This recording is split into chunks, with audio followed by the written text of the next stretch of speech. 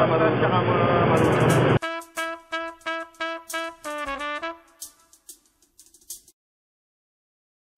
Kaya naniniwala ka ba na locally flat yung mundo?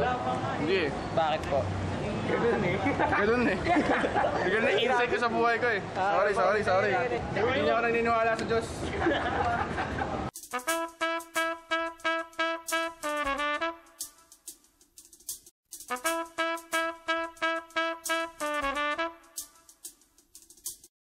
Paano nyo napatunayan flat yung mundo? May tatanong ako sa'yo. Ang kalye ba? Flat o bilog? Flat. Flat siya, di ba? Hindi 100% na bilog ang mundo. Ang mundo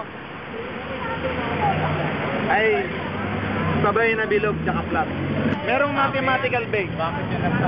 Merong mathematical basis.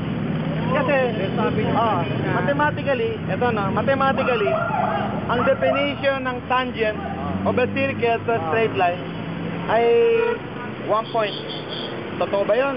Bilangin natin. The point of tangency is a single point, sabi ng mga mathematician. Bilangin natin. 1, 2, 3, 4. O, 4 na eh. So, it is already a line. Sinabi ni Albert Einstein na... Nagbabasa ka ba ng Albert Einstein? Theory of Relativity. Okay. Binasi ko to sa sinasabi ni Albert Einstein. Sinopya ko yung utak niya. Si Albert Einstein dapat ang makakatuklas na flat ang mundo eh. Kaya lang namatay siya eh.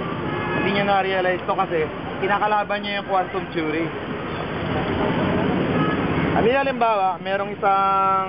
ito yung mundo, no? Okay.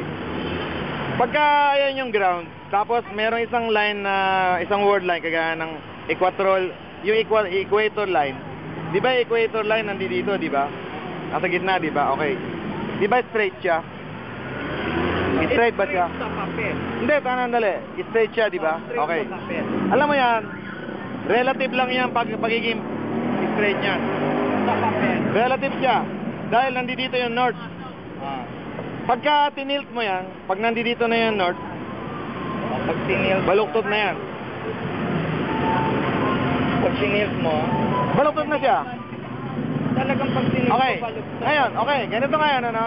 Halimbawa may isang linya. 1 meter lang siya from the ground. Pagka na, straight line. Basta na natili siyang straight, halimbawa, ito siya, no? Pag nanatili siyang straight, 1 meter from the ground, lalabas siya sa outer space. Tama? Hindi. Pero, pagka nanatili siya 1 meter from the ground,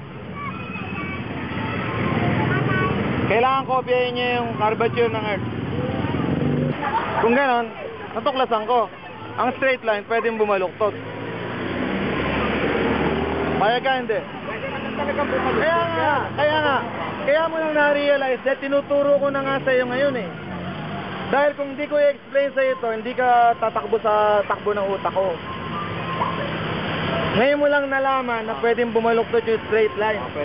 Ngayon, paano yung pabalik nun? Yung baluktot na linya, hindi ba pwedeng umunat? Kasi ang circle composed siya na maiksi na straight line.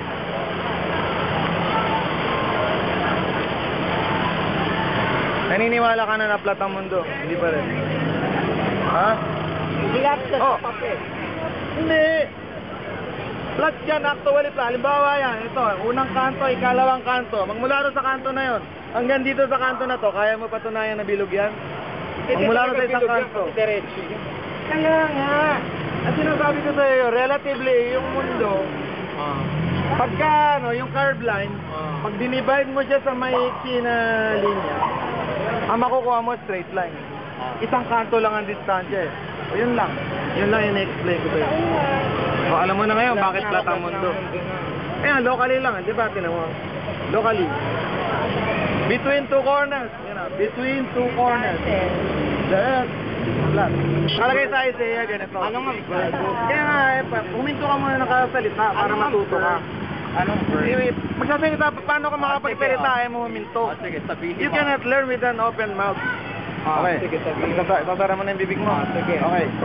Nakalagay sa Isaiah 40:22, the Lord God sits upon the circle of the earth. Upon the circle Okay, of the earth. okay. Ngayon, meron sinabi ang Diyos doon na isa pang bagay.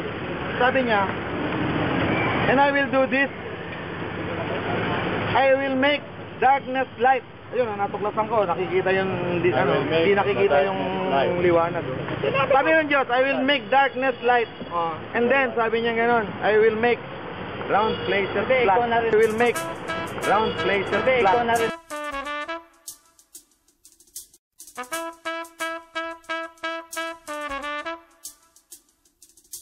Don Tomas, naniniwala ba kayo na locally flat yung mundo? Don Tomas, plato sa plato.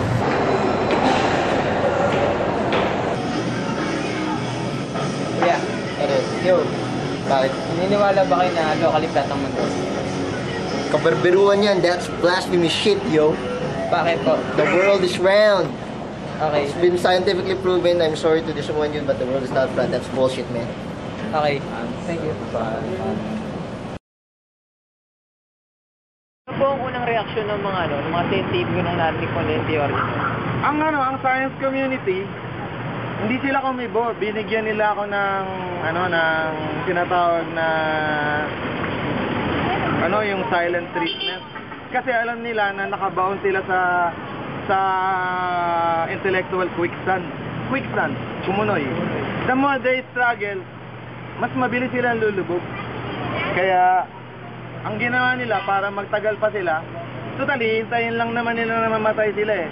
And then, pag nag-take over yung mga bagong generation, sila na lang ang magsasabi na hindi nasisiraan ng bayad si Salenga, flat talaga ang mundo. Kaya lang, yung mga ngayon, siyempre, kumbaga sa reactionary sila eh. Magiging yun talaga that's the way the cookie crumbles. Magiging reactionary sila dahil mapapahiya sila. Dahil, ang totoo, ang mundo talaga hindi 100% na bilog. Ang mundo talaga hindi 100%. Angelito Salenga, propeta / kung ano-ano pa. Locally flat ang mundo. Maniniwala ba kayo? Ako? Hindi siguro. Kanya-kanya lang naman paniniwala yan eh. Maniwala ka. Maniwala kayo. Pero hindi ako maniniwala sa'yo. Locally flat ang mundo. Naintriga lang talaga ako. Nangakuhan dyan sa Biblia, darating ang araw, papahiya niya lahat ng mga marunong. Dahil yun ang nakatala. Gusto ko ng baboy.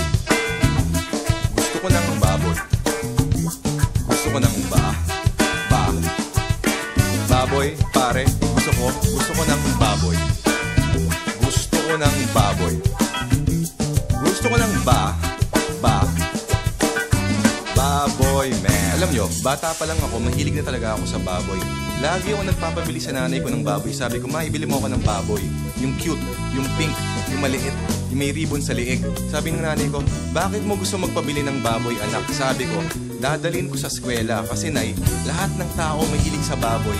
Malay mo pag nakita ng mga teachers ko yung baboy, matuwa sila kasi gusto nila ng baboy. Baka bigyan pa ako ng mataas na grado nun. Sabi ng nanay ko, hindi mo pwedeng dalhin ang baboy sa eskwela, anak. Baka magkalat lang yan doon. Sabi ko, nay, hindi mo ako naiintindihan.